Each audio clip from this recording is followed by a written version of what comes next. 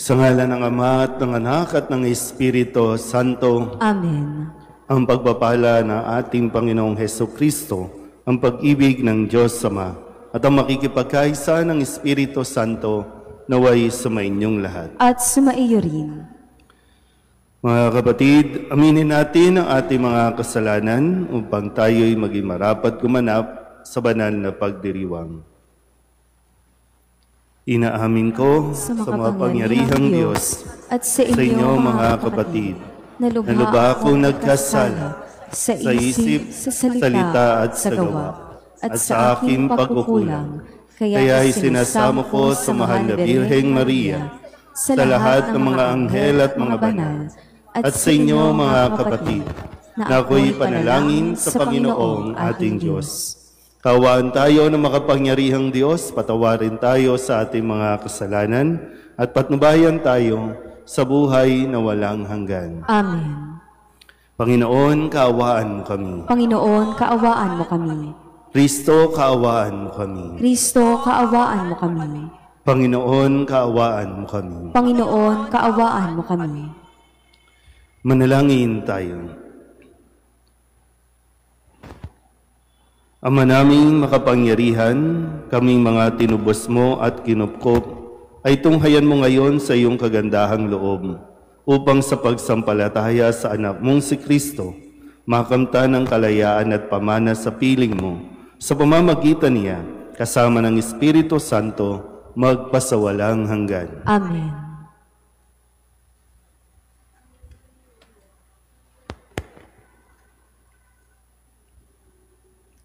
Ang simula ng unang sulat ni Apostol San Pablo kay Timoteo. Mula kay Pablo, Apostol ni Kristo Jesus, ayon sa kalooban ng Diyos na ating tagapagligtas at ni Kristo Jesus na ating pag-asa. Kay Timoteo na tunay kong anak sa pananampalataya.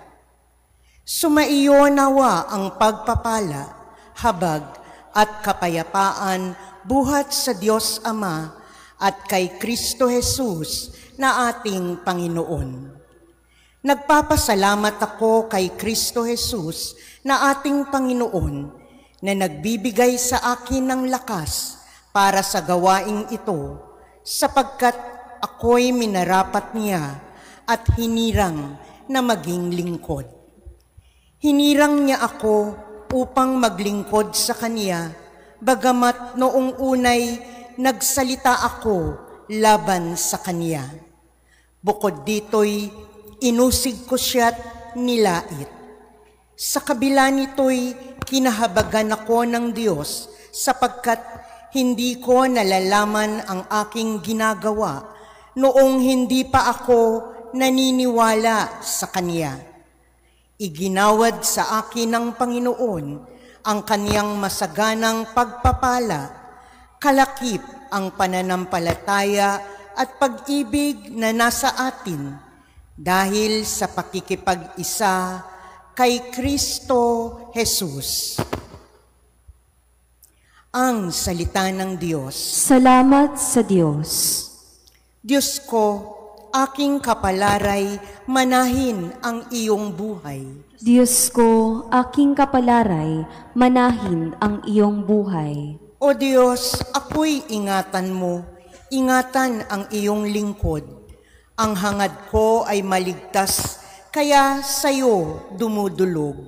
Ika'y aking Panginoon, ang wika ko sa aking Diyos.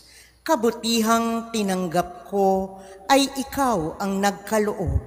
Ikaw lamang, o poon ko, ang lahat sa aking buhay. Ako'y iyong tinutugon sa lahat kong kailangan. Diyos ko, aking kapalaray, manahin ang iyong buhay.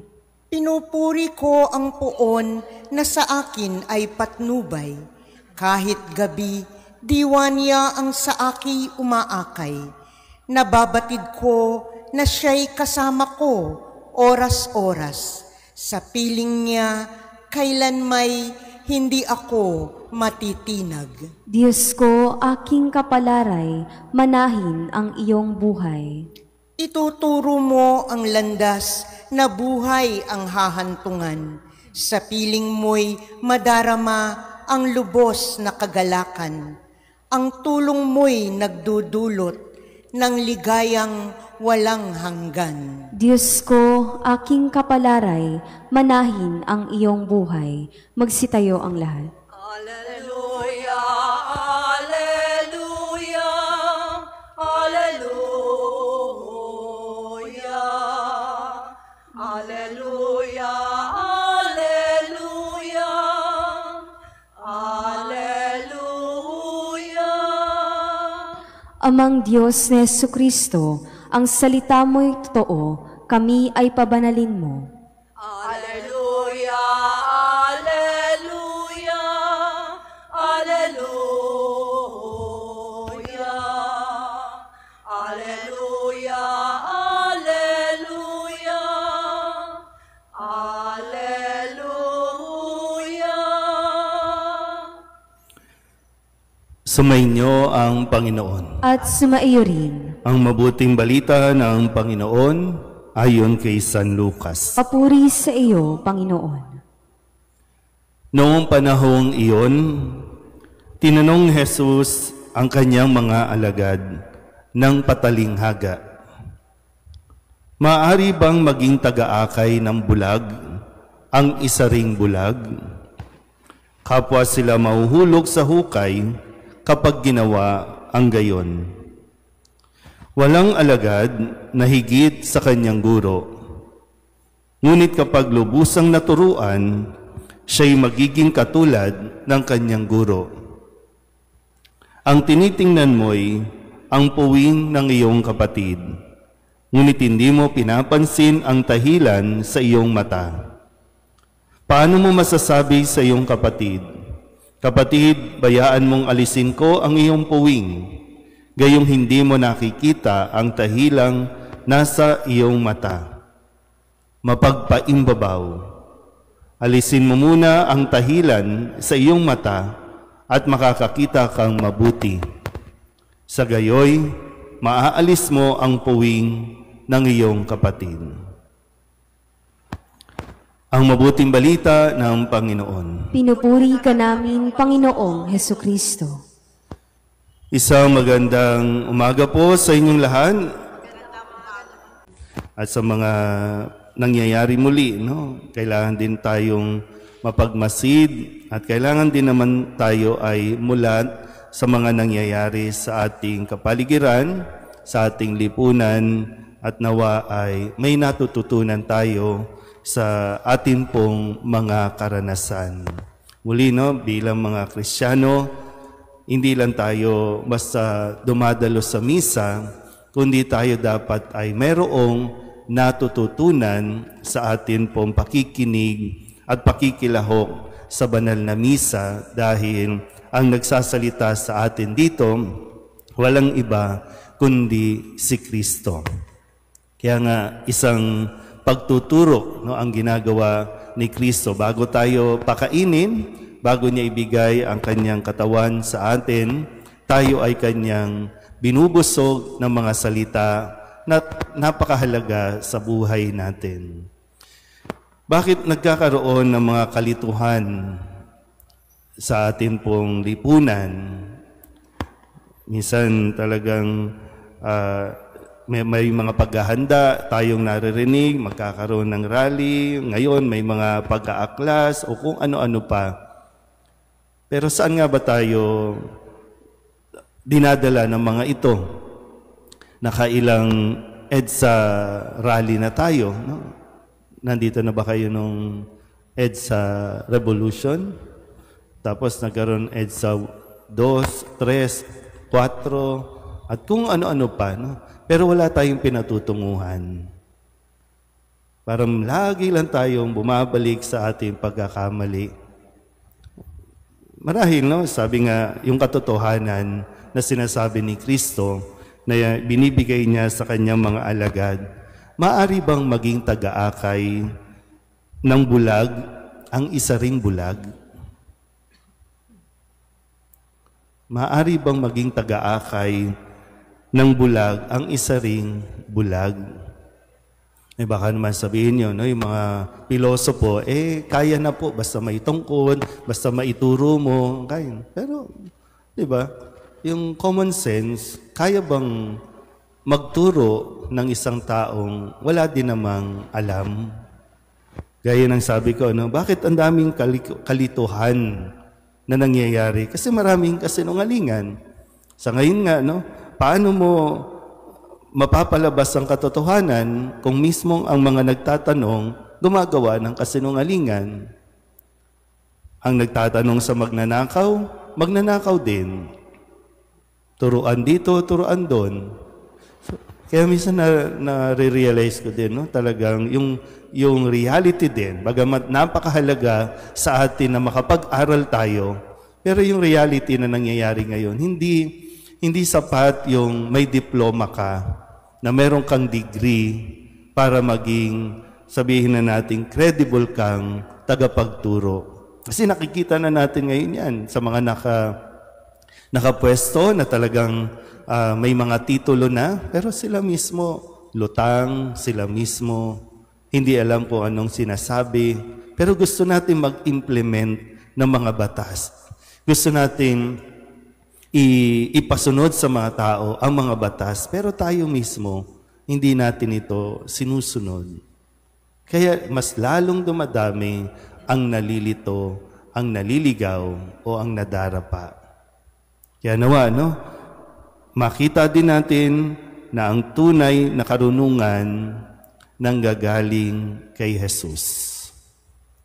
Siya ang tagapagturo at talagang tinuturuan tayo para sa ganon, isang araw, tayo naman ay maging karapat-dapat na tagapagturo. O hanggang hindi tayo natututo kay Jesus, hanggat hindi nagmumula kay Jesus ang ating mga salita, hindi tayo karapat-dapat maging tagapagturo o maging tagapag-akay ng mga tao. Sana po, no? Ma-realize natin ito. Mahirap kasi yung nagdudunong-dunungan lang tayo.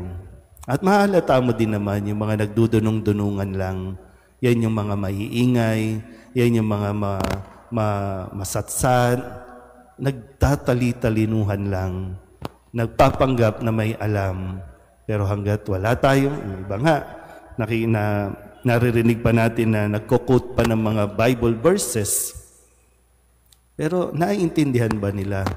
Kung naiintindihan ba natin kapag nagko-quote tayo ng mga Bible? O gusto lang natin magpa-impress? Kaya nawa, no, muli, si Kristo ang tagapagturo, si Kristo ang ating guro. Hayaan muna natin na tayo ay matuto sa Kanya para nang sa ganon, magkaroon tayo ng sapat na ituturo din sa ating pong kapwa. Nang sa ganon, pare-pareho tayong hindi madapa. Amen.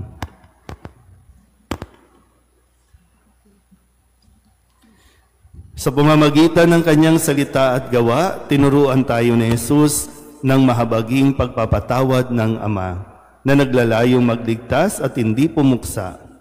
Masundan nawa natin ang Kanyang halimbawa habang nananalangin tayo sa Ama. Ang ating pong itutugon, Panginoon, dinggin mo ang aming panalangin. Panginoon, dinggin mo ang aming panalangin.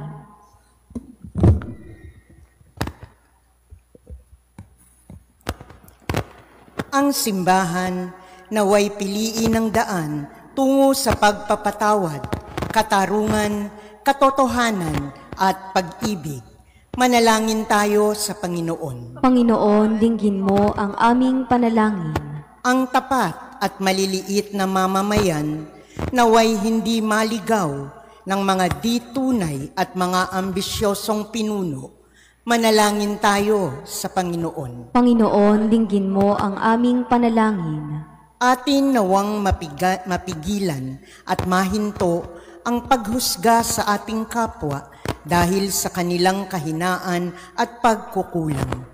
Manalangin tayo sa Panginoon. Panginoon, dinggin mo ang aming panalangin. Ang mga may sakit Naway makadama ng mapagpatawad na pag-ibig at pagpapagaling ng ating Panginoon.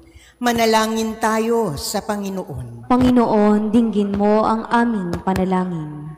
Ang mga pumanaw, naway tumanggap ng habag sa harap ng luklukang hukuman ng Diyos. Manalangin tayo sa Panginoon. Panginoon, dinggin mo ang aming panalangin.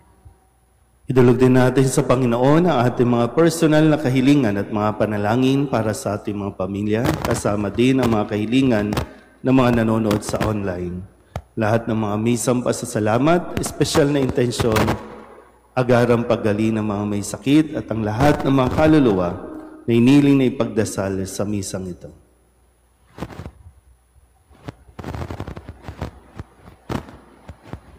Ang lahat ng ito inihiling namin sa ngalan ni Kristo, ang aming Panginoon. Amen.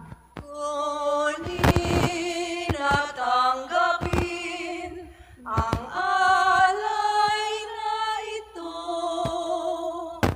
mga biyayang nagmula sa pagpapala mo. Tanda ng bawat pusong pagkatinibig mo, ngayon'y nananalig, nagmamahal sa'yo.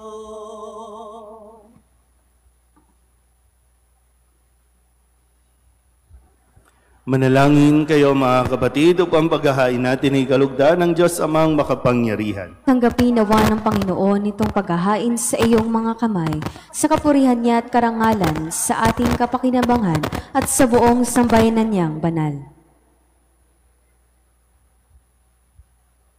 Ama naming lamika, ikaw ang gumagawa ng wagas na katapatan at kapayapaan. Ipagaloob mo ang iyong kadakilaan ay aming handugan ng iyong minamarapat na aming maialay at naway magkaisa kami sa pakikinabang sa banal na paghahain ngayong ipinagdiriwang sa pamamagitan ni Jesucristo kasama ng Espiritu Santo magpasawalang hanggan. Amen. Sumainyo ang Panginoon. At sumaiyo rin. Itaas sa Diyos ang inyong puso at diwa. Itinaas na namin sa Panginoon. Pasalamatan natin ang Panginoong ating Diyos. Marapat na siya ay pasalamatan. Ama naming makapangyarihan, tunay ngang marapat na ikaw ay aming pasalamatan. Ikinalugod mong likain ang sanlibutan na iyong pinagbabago at idinarangal sa pamamagitan ng iyong anak na kinalulugdan. Kaya't utang na loob ng iyong mga itinatangi at ng mga banal na kapiling mong lagi ang iyong paggiliw at pagkakandili. Kaya kaysa ng mga anghel na nagsisiawit ng papuri sa iyo nang walang humpay sa kalangitan, kami nagbubunyi sa iyong kadakilaan. Santo, Santo, Santo Panginoong Diyos ng mga hukbo, napupuno ang langit at lupa ng kadakilaan mo, o sana sa kaitaasan, pinagpala ang naparirito sa ngalan ng Panginoon, o sana sa kaitaasan. Ama naming banal, ikaw ang bukal ng tanang kabanalan, kaya't sa pamamagitan ng iyong Espiritu, gawin mong banal ang kaloob na ito upang para sa aming magiging katawan at dugo ng aming Panginoong Jesucristo. Bago niya pinagtiis ang kusang loob na maging handog, hinawakan niya ang tinapay, pinasalamatan kaniya, pinaghati-hati niya iyon, iniabot sa kanyang mga alagad at sinabi, tanggapin ninyong lahat ito at kanin, ito ang aking katawan na ihahandog para sa inyo.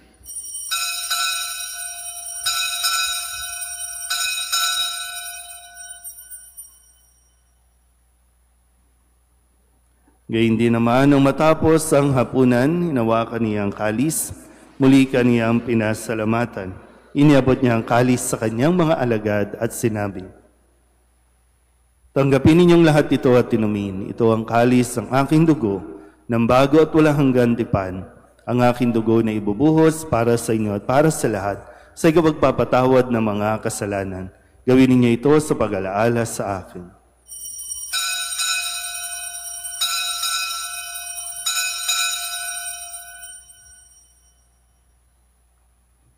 Ipagbunyi natin ang misteryo ng pananampalataya. Si Kristo'y namatay, si Kristo'y nabuhay, si Kristo'y babalik sa wakas ng panahon. Ama, ginagawa namin ngayon ang pag-alaala sa pagkamatay at muling pagkabuhay ng iyong anak. Kaya tiniaalay namin sa iyo ang tinapay na nagbibigay buhay at ang kalis na nagkakaloob ng kaligtasan. Kami napapasalamat dahil kami iyong minarapat na tumayo sa harap mo para maglingkod sa iyo. Sinasamo namin kami magsasalo-salo sa katawan at dugo ni Kristo ay mabuklod sa pagkakaisa sa pamamagitan ng Espiritu Santo. Ama, lingapin mo ang iyong simbahang laganap sa buong daigdig. Puspusin mo kami sa pag-ibig, kaysa ni Leon na aming Papa at ni Jose na aming Obispo at ng Tanang Kaparian. Alalahanin mo si Rodel na tinawag mo mula sa daigdig na ito. Nung siya'y binyagan, siya'y nakaisa ni Kristo sa pagkamatay.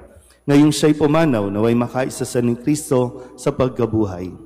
Alalahanin mo rin ang mga kapatid naming nahimlay na may pag-asang sila'y muling mabubuhay, gayon din ang lahat ng mga pumanaw. Kawaan mo sila at patuloyin sa iyong kaliwanagan. Kawaan mo at pagindapating kaming lahat na makasalo sa iyong buhay na walang wakas. Kaysa ng mahal na Birheng Maria na Ina ng Diyos, ng kabiyak ng puso niyang si San Jose, kaysa ng mga apostol at ng lahat ng mga banal na namuhay dito sa daigdig ng kalugod-lugod sa iyo, may pagdiwang nawa namin ang pagpupuri sa ikararangal mo sa pamamagitan ng iyong anak na aming Panginoong Heso Kristo.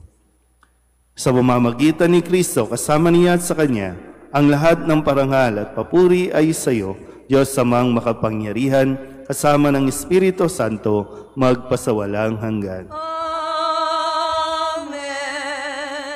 Amen. Amen.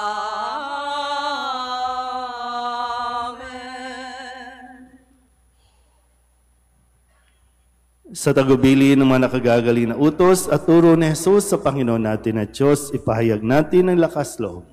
Ama namin, sumasalangit ka, sambahin ang ngalan mo, mapasa amin ang kaharian mo, sundin ang loob mo dito sa lupa para nang sa langit. Bigyan mo kami ngayon ng aming kakanin sa araw-araw at patawarin mo kami sa aming mga sala para nang pagpapatawad namin sa nagkakasala sa amin at huwag mo kaming ipahintulot sa tukso at iadya mo kami sa lahat ng masama. Inihiling namin kami iadya sa lahat ng masama, pagkalooban ng kapayapaan araw-araw, iligtas sa kasalanan at ilayo sa lahat ng kapahamakan, samantalang aming pinananabikan ang dakilang araw ng pagpapahayag ng tagapagligtas naming si Heso Kristo. Sapagkat iyo ang kaharian at ang kapangyarihan at ang kapurihan magpakailanman. Amen. Panginoong Heso Kristo, sinabi mo sa iyong mga apostol, kapayapaan ang iniiwan ko sa inyo, ang aking kapayapaan ang binibigay ko sa inyo. Tunghayan mo ang aming pananampalataya at huwag ang aming mga pagkakasala. Pagkalooban mo kami ng kapayapaan at pagkakaisa ayon sa iyong kalooban, kasama ng Espiritu Santo, magpasawalang hanggan. Amen. Ang kapayapaan ng Panginoon ay laging sumainyo. At sumaiyo rin. Mabigayan po tayo ng kapayapaan sa isa't isa. Kordero ng Diyos na nag-aalis ng mga kasalanan ng sanlibutan, maawa ka sa amin. Kordero ng Diyos na nag-aalis ng mga kasalanan ng sanlibutan, maawa ka sa amin. Kordero ng Diyos na nag-aalis ng mga kasalanan ng sanlibutan, ipagkaloob mo sa amin ang kapayapaan. Ito ang kordero ng Diyos. Ito ang nag-aalis ng kasalanan ng sanlibutan. Mapalad ang mga inaanyayahan sa kanyang piging. Panginoon, hindi ako karapat-dapat na magpatuloy sa iyo, ngunit sa isang salita mo lamang ay gagaling na ako.